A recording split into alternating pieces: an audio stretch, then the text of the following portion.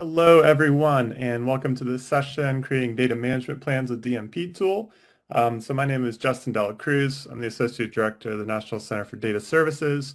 We also have Javier Martinez Rodriguez here, who's our program specialist. We can help out in the chat if you have any questions or comments.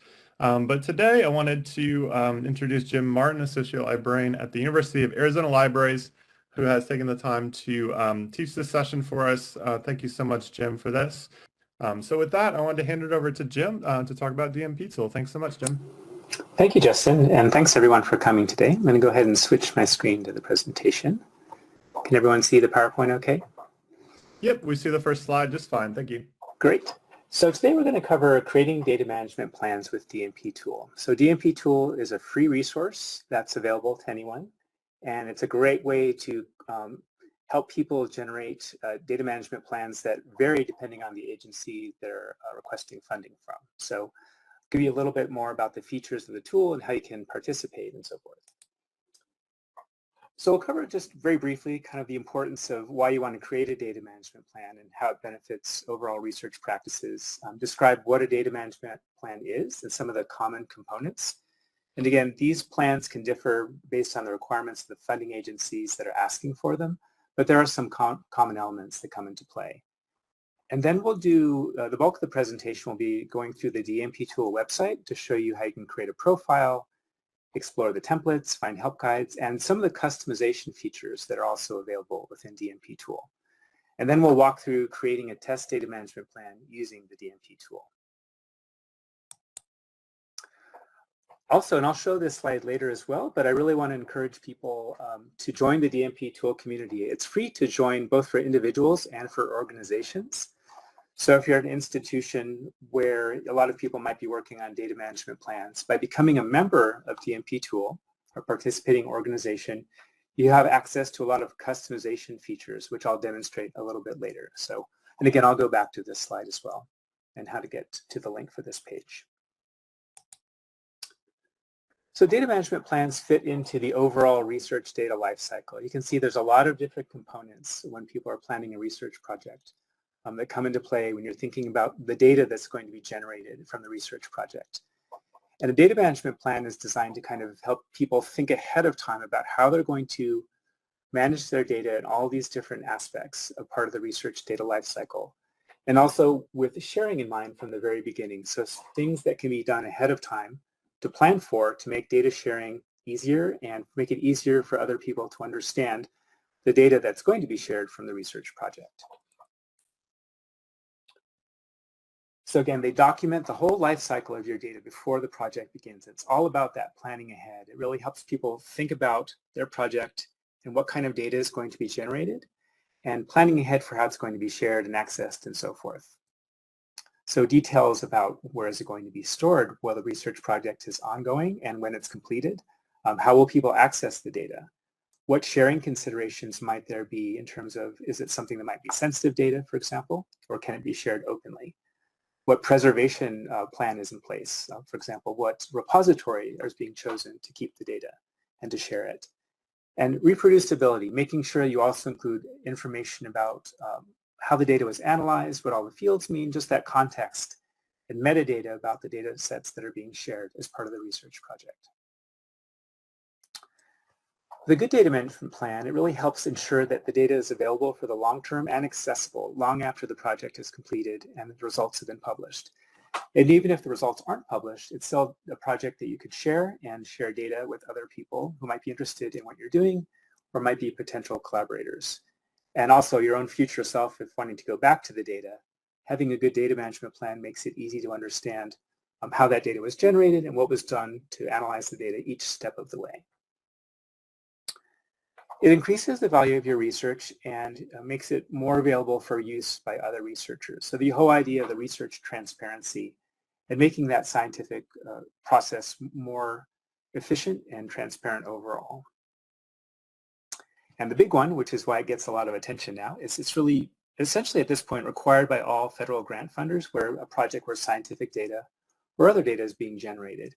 And many private foundations also have a requirement in place for data management plans. You may have heard of the FAIR principles. This is concept that's underlying a lot of what's behind the idea of a data management plan, making sure that the data that's part of a study is going to be findable, accessible, interoperable, meaning there's as few barriers as possible for people reusing the data. And that reusable piece, making sure there's enough information provided with the data that it's easy for other people to understand what they're looking at when they're using their data, perhaps in their own study, or maybe they're going to do a different analysis of that data. So you might hear FAIR principles mentioned often when you're talking about data management plans. There's a lot of common elements to data management plans, and the NSF came out with these general guidelines that are pretty true across the board for data management plans, whatever agency the requirements are coming from. There's usually something about what type of data is going to be produced. Sometimes you'll see a request for how much data do you think will be generated in terms of the file size? What is your plan for organizing that data? What's your file structure going to be? Are there any standards for the discipline that are used in terms of documenting the data? Or that metadata, data about the data before it's being shared, to making sure that it's something that's widely understood by people in the discipline. And this last one, or the second one to last one, is also very important, making sure that consideration is given to privacy and security, confidentiality, intellectual property. These are issues that need to be considered before data can be fully shared. Oftentimes it's still possible to share data, but you have to take certain precautions to make sure that the confidentiality, if it's a human subjects study, as being respected, and security and so forth. And then where will the data be archived and preserved, and for how long? And often this is where the repositories come into play. They usually provide information about what is their ability to make that data findable and available in the long term. It's also important to list individuals responsible for the plan when it's being created. So at the beginning of a project, especially if it's a group of people, making sure that everyone understands their role and making sure that this data management plan can actually be enacted if the research project begins. So who's going to be doing what as part of that overall plan? And although it's not often part of the plan itself, many funding agencies allow you to request funding for making sure your data management plan can be completed in your budget proposal for the grant application.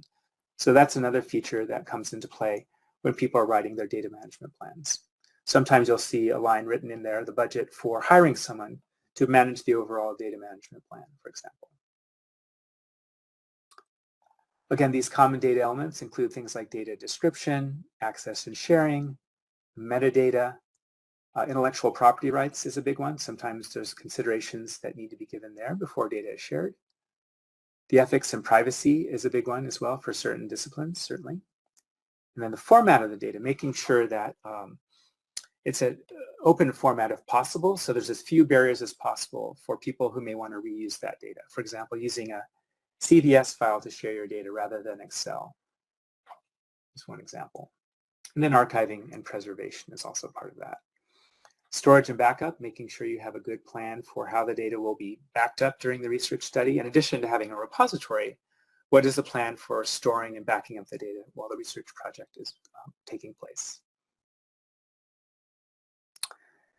Now the big one, a couple of years ago, NIH came out with requirements for all funded projects that generate scientific data. And this is, at least at my institution, where we've gotten the most traction in terms of people asking for help with their data management plan. So I wanted to cover this one in particular. They have 6 different elements, and there's many subparts to each element. So data type, how much data is going to be generated, and what will be shared. Is it the raw data? Is it just the analyzed data, et cetera? What kind of documentation will be provided? What tools, software, or code were used to analyze the data or generate it? Standards, again, sometimes there's a disciplinary standard for how the data sets are described and shared. So sometimes that's referred to. And then the data preservation, access, and timelines. So they do ask you specifically to name what repository, and they will check to make sure that they feel it's an appropriate repository for the type of data that's being shared as a proposed study. And how will that data be findable and identifiable? And when and how long will data be available? And often when a repository is chosen, it can help you answer those other questions related to this requirement. Access, distribution, or reuse considerations. I'm describing here any limits to data sharing. Again, the expectation is that the data is shared as much as reasonably possible, but they don't want to have any issues related to protecting people's privacy if that's an issue. Sometimes they'll see a plan refer to sharing data, but access to that data is controlled through a gatekeeper repository. So people have to sign a data use agreement and be approved by the researcher before they're allowed to access the data. And again, making sure that protection for human subjects is in place is very important. And they do ask specifically, this is one of the agencies, they want to know who is going to be responsible for each part of the data management and sharing plan that's being described. So they do ask for specific individuals be listed in the plan itself. Now, the interesting thing about this, and where it gets a little confusing, is that there's a lot of different funders, and although they all have a data management plan requirement, there's a lot of variation among the funders in terms of what they're asking for as the elements of their plan when people are submitting a research proposal. And this was a webinar by Spark a couple of months ago where they talked about the different variation in the elements. And I like this because it just shows, all the different agencies, and they're just not all the same. And that can be a little complicating for someone applying for funding, wanting to know exactly what they have to submit when they're submitting a plan, or maybe they have one proposal that they're going to submit to multiple agencies. And so having something to help keep track of all these different requirements from the different agencies is the idea behind the DMP tool. So the DMP tool is a free resource. It provides templates for all the major funding agencies and some private foundations for a data management plan. So what they've done at the DMP tool is gone out and harvested all the requirements that are listed on the agency websites for what they're asking for when a data management plan is required as part of a grant submission process. So it has all those templates in place. And also it allows you to link to best practices. Sometimes you'll see example answers provided on different requirements for the different agencies. And I'll show you what that looks like in a little bit. And if you become a participating organization, again, that's a free, you just have to contact DMPTool to set that up. You can customize what kind of help screens people see along the way as they're filling out the template for their data management plan. And I'll show you what ours looks like here at the University of Arizona when I do the live demo. You can also have the option to include a request feedback form if you're a participating organization. So if you are and someone signs into DMPTool with their, for example, university email, and they fill out the plan, they will see a prompt that allows them to request feedback from you or who's ever behind the DMPTool at your organization. And you can customize what that says. For example, ours says, we'll get back to you in 48 hours and provide some other information about that. So that's a really nice feature if you do become a participating organization. That won't show up if you're just using the DMP tool, the free version. Institutional membership is still free, but you do have to sign up for that part of it. Again, that click-through wizard is also really great. Direct links to funder websites, and you'll see what this looks like in the demo where it's actually pointing out to the different agencies specific instructions for the different requirements in the template. So that's really useful too because it's very specific to the agency depending on what you choose when you're starting a new data management plan. And you can customize links as well to maybe you have a page at your institution for best practices in data management, and you can customize where those links go so they're context relevant when people are working on their plans. And again, that providing feedback option if you're a participating organization. I just wanted to show you what this looks like really quickly.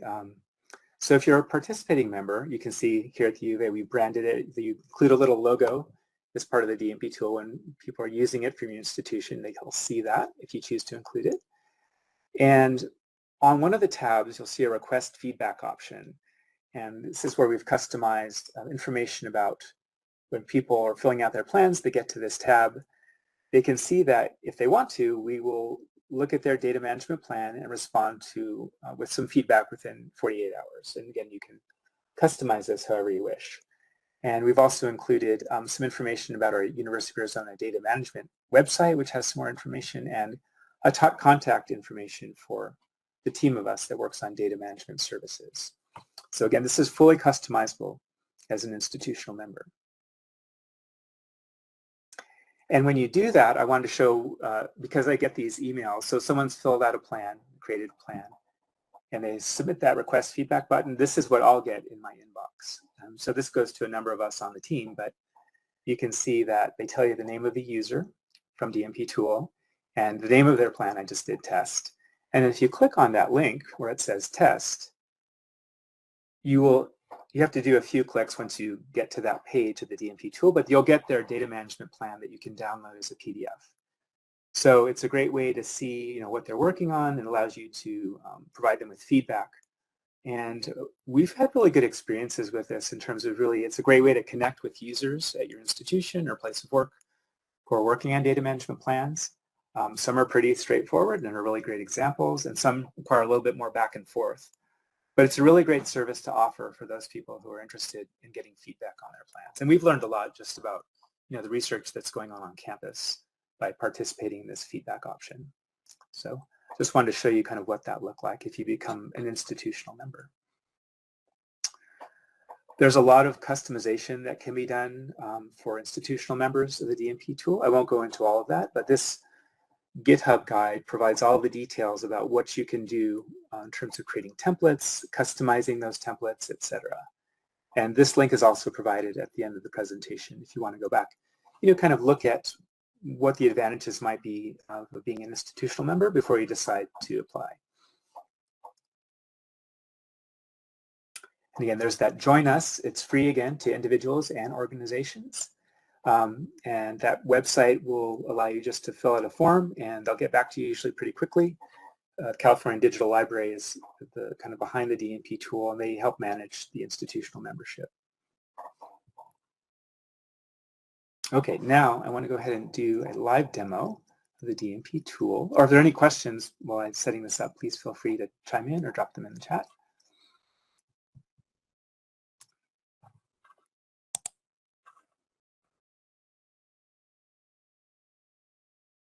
Now, let's see, are people able to see the DMPTool website?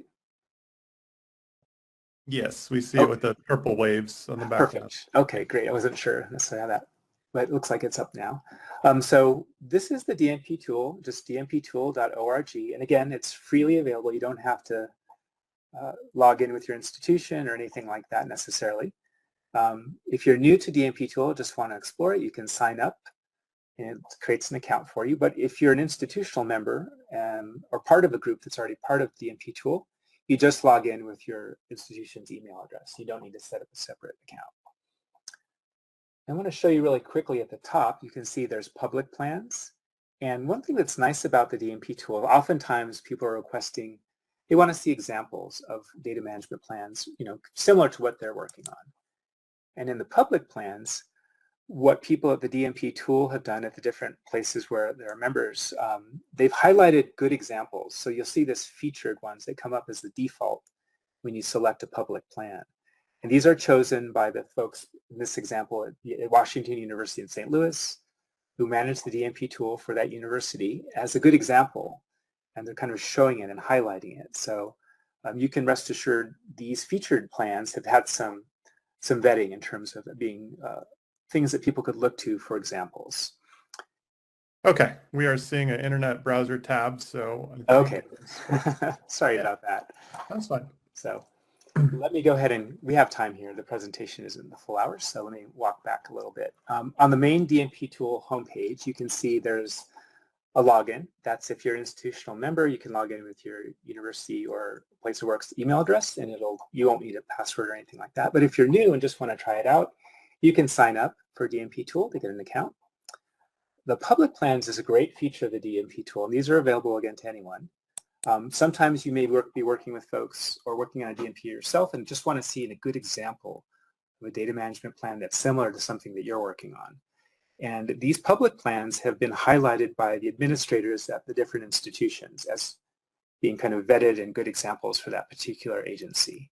The default is just, I think, the featured ones, but you can actually search by keyword. You can search by funder. And it's a great way to kind of find maybe an example for someone who's looking for an idea of how someone might have addressed a data management plan for a research project that's working with similar kinds of data that they're working with. And again, if you're an administrator for DMPTool as an institutional member, you can choose to feature public plans from your institution. So that's a really nice feature of the DMP tool. Just good examples of that. I'm going to go ahead and log in. And again, I'm just using my regular email address. And it just has me sign up with institution.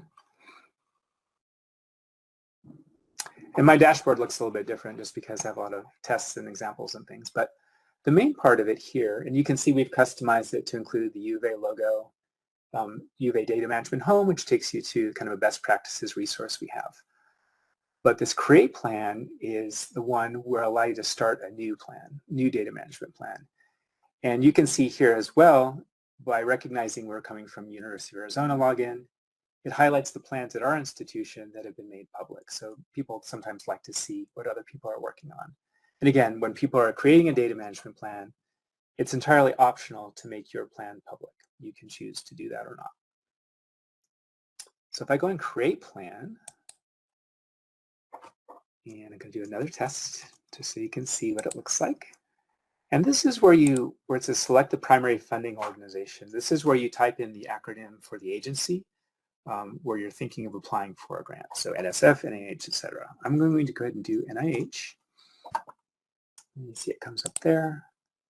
And sometimes there's more than one template for the agency.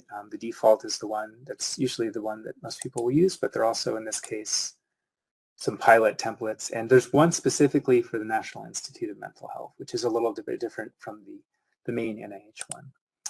But I'm going to create the default NIH template using DMPTool.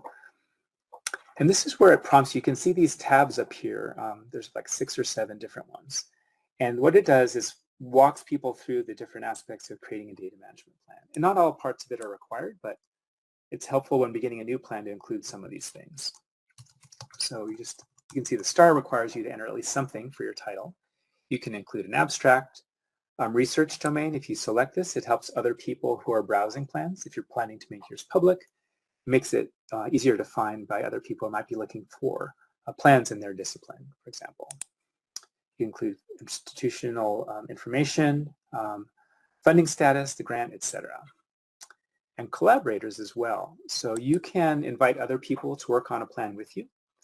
And you have full control over what kind of permissions they have. They can be a co-owner, a read-only, or an editor. And they give you details about what those different permissions mean as part of that. So we've seen that here where there's a group of people putting together a project. They want their PI to look at their DMP, so they include them as a collaborator to review the plan before it's included in the overall application. The Write Plan tab, now this is the one that's going to be unique to each agency. So depending on what was chosen in the part where you include that information, whether NSF, NIH, etc., this part will look a little bit different depending on which agency it is. In this case, it's NIH, so you can see there are 6 elements here, and these are specific to NIH, 1 through 6. And then some numbers that follow it means that there's subcomponents to each requirement. So there's an A, B, and C to element 1 data type. So if you click on the plus here, you can see the 1A. So this is specifically the requirements as they were published by NIH when they made this requirement for a data management and sharing plan. That's being pulled directly from the agency. And you can see here on the right, there's the guidance from NIH that relates to this element. We've customized it to include guidance from our best practices page about data format. So if you click on this, it'll go to our web guide on best practices for data management, that specific component. And then the DMP tool has some general guidance as well about that. The nice feature too about DMPTool is that for many of the more popular agencies, so to speak, there'll be some example answers. That's not true for every agency that's in the DMPTool template, but the NIH is probably the most developed one in terms of the number of examples. So you can see there's a fill in the blank prompt. You don't want to copy it word for word, of course, but it gives people an idea of what language to consider if they're not sure when they're addressing this particular requirement. So here's one, like if you're working with human subjects, consider adding this type of information. Here's a sample answer if you're working with basic sciences data. So they just provide some additional information about how to address that particular requirement.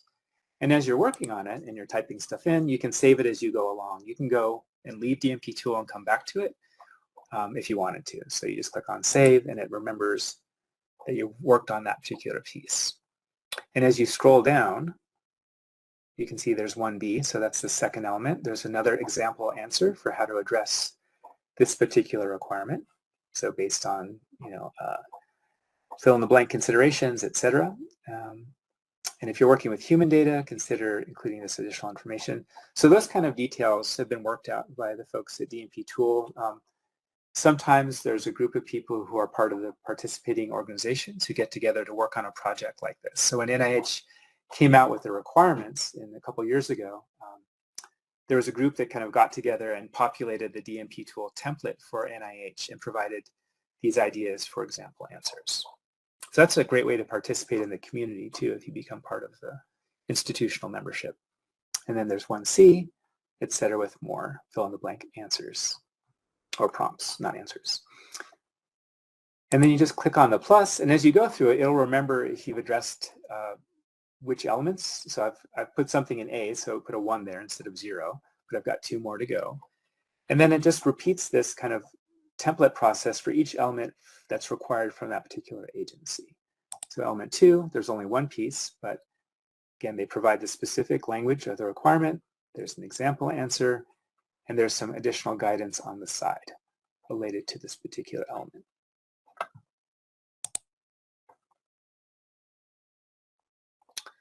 So that's kind of what it does for each agency, and people work through this process.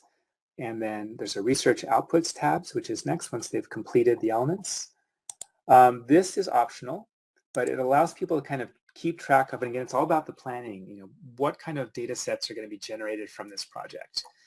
So it kind of helps you keep track of those ideas as you're working through the plan. So you can say data set, and even allows you to include information about which repository you might consider to use for that particular data set. So if you click on that, you can choose the subject area and repository type and so forth. And it'll guide you. It's sort of a database of repositories, so to speak, that helps people select a repository that might be a good fit for the type of data that they're going to be generating. So that's what a research output is. And it just, again, it's not required when people are working on their plan, but it just helps people think ahead of time for what kind of outputs are going to be part of the research project. And if there's sensitive data or personally identifiable information that needs to be considered before that data is shared.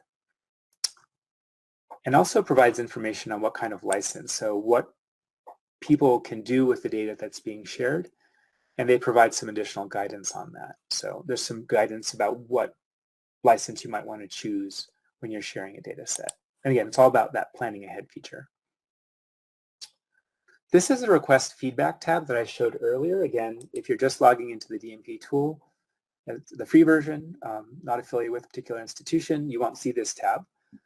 But if you do decide to be part of the DMPTool kind of organizational group, you have the option to set this up so that request expert feedback, and people will see this as they're working through their plan. And you just click on that submit request feedback, and that'll send it to the email of your choosing if you're the administrator behind DMPTool for your group. So that's a nice feature. The finalize piece just allows people, it won't let me do it because I haven't answered all the questions, which is nice. It kind of forces you to do that before you can finalize it. But this is where you choose the visibility of your plan. So it can be visible only to you, specified collaborators and administrators at your organization, just people at your organization, or public, entirely open to anyone who wants to see it. So that's where people will set that visibility for their data management plan that they're creating.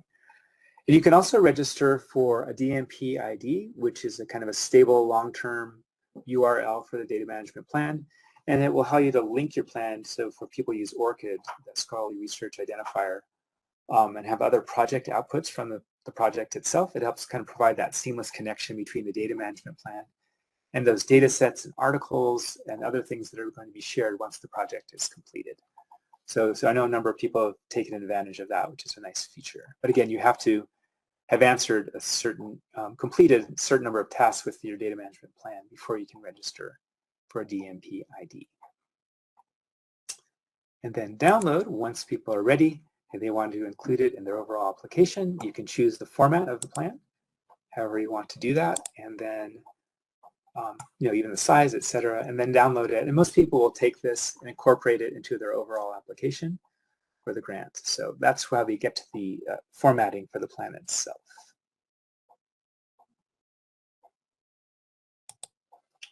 One other piece I wanted to show, I'm just clicking back on the main screen here. I'm going to go ahead and log out, see the main page. This funder requirements, this is kind of a table of the different requirements that they've included in the DMP tool. And sometimes it has links to additional sample plans. Just be aware that this piece is here. So for example, the name of the template, what's the organization, what links are being used, and then you can download the requirements themselves, for example, as a Word document if you wanted to. Here's one from the DoD. You can choose it as a PDF or a Word document. There's some other information here as well.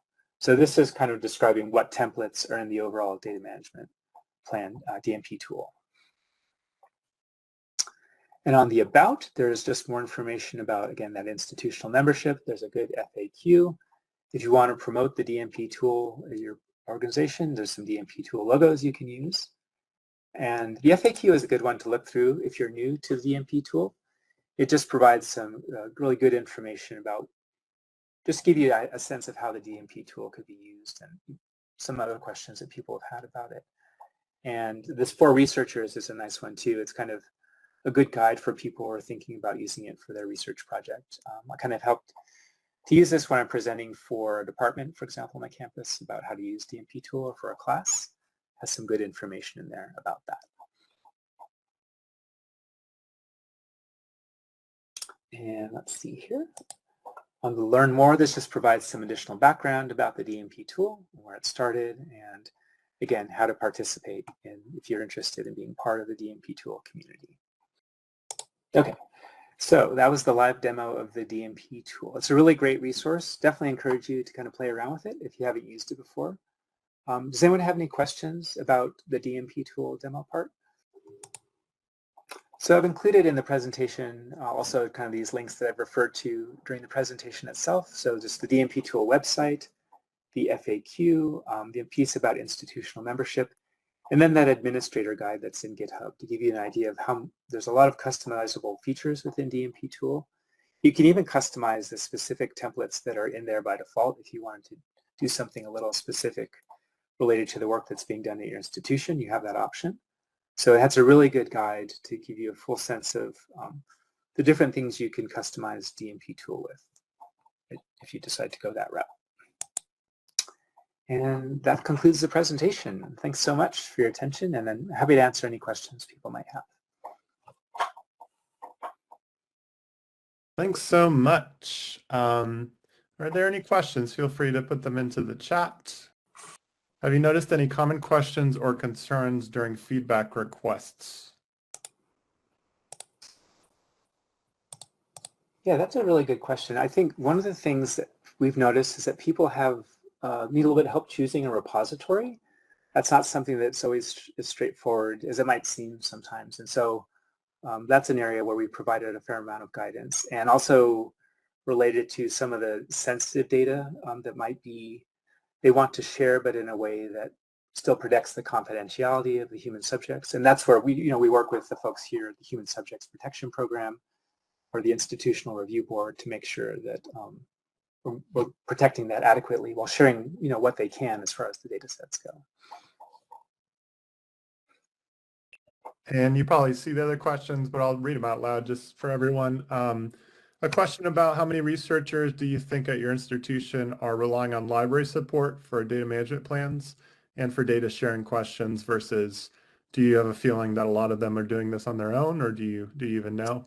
Oh yeah, that's a good question. Well, when NIH first rolled out, we were pretty busy. So in 2023, we got a fair number of requests that were pretty consistent. It's really dropped off quite a bit since then.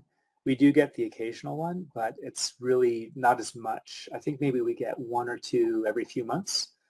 And I get the sense that people are becoming more familiar with the concepts now.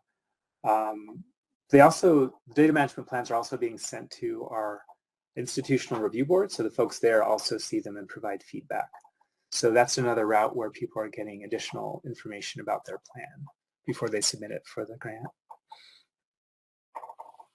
A related question before we go back to the other one. Are there specific disciplines you see more often than others?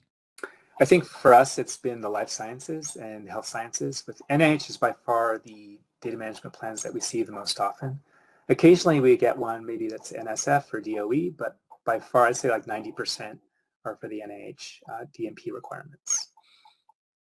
And then there's a question about other uses of the DMP tool. Are there any commercial or non-scholarly applications that you have encountered for this tool?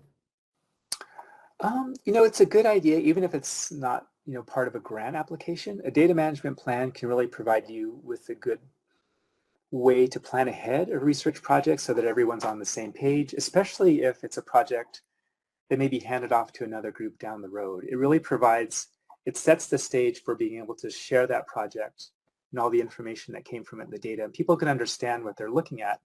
Maybe they pick up that project after the group has moved on to something else and someone else comes in to complete it. There's some really good just concepts there that make a lot of sense if you're working with a group and making sure everyone's on the same page about how the data is going to be managed. And it helps you also avoid things like accidental data loss. You can have a full transparent research process so you know what was done each step of the way for the research project. It takes a little bit of effort to get all that information in there, but it can be really beneficial, even if it's not part of a grant application for many projects. And I see a related question there about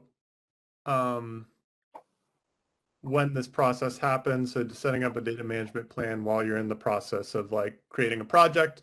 But I think there's also the sense that it's not just set it and forget it, right? Like you're also checking back in on the plan over time and updating if you need to, and just checking to make sure everything's in compliance, right?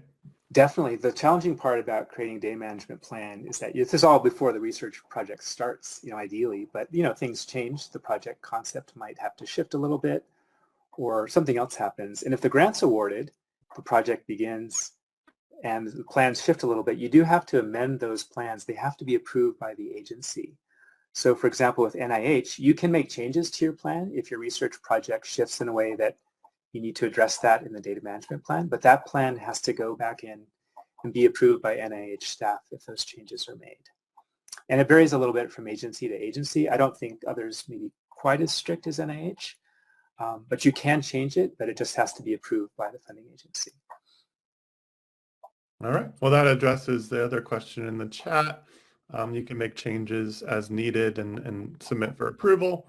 Are there any common mistakes that should be avoided when completing a plan with the DMP tool? Have you seen anything pop up again and again? Not a lot of people take advantage of that research outputs tab, and that won't show up actually in the plan if it's sent to request feedback for you. I think actually it may actually, but you don't see that feature being taken advantage of a lot because it's not required.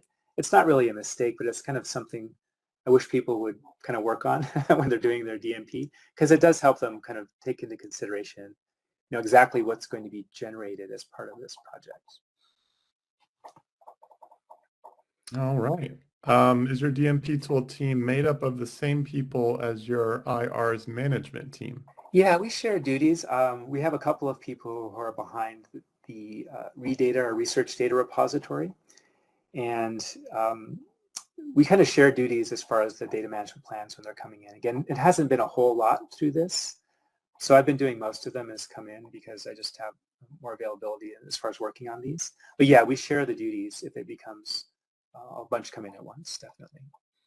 And oftentimes the data management plans are referring to the institutional repository as what they're going to use to share it. So we want to keep everyone in that group in the loop on these plans as well. Well, I'm seeing the questions have stopped in the chat, and we wanted to thank you again, Jim, for joining us, sharing your information and experience with us, and I hope everyone has a wonderful day. Thank you, everyone. Thanks for watching. This video was produced by the network of the National Library of Medicine. Select the circular channel icon to subscribe to our channel or select a video thumbnail to watch another video from the channel.